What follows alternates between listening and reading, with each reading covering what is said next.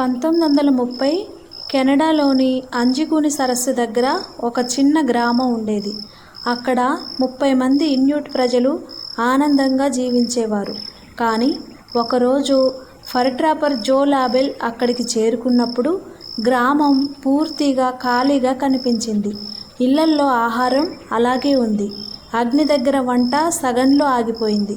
పిల్లల బొమ్మలు నేలపై పడి ఉన్నాయి. కానీ మనుషులు మాత్రం ఒక్కరూ లేరు. ఇంకా భయంకరమైన విషయం ఏంటంటే గ్రామం బయట కట్టేసిన కుక్కలు ఆకలితో చనిపోయి ఉన్నాయి. సమాధులు కూడా తెరవబడి ఉన్నాయి. కానీ మంచులో ఒక అడుగు ముద్ర కూడా లేదు. ఆ రాత్రి ఆకాశంలో ఒక విచిత్రమైన వెలుగు కనిపించిందని కొందరు చెప్పారు. కానీ అసలు ప్రశ్న మాత్రం ఇప్పటికీ మిస్టరీగానే ఉంది. ఆ 30 మంది నిజంగా ఎక్కడికి మాయమయ్యారు? తెలుసుకోవాలంటే ఫుల్ వీడియో మన ఛానల్లో ఉంది, చూసేయండి.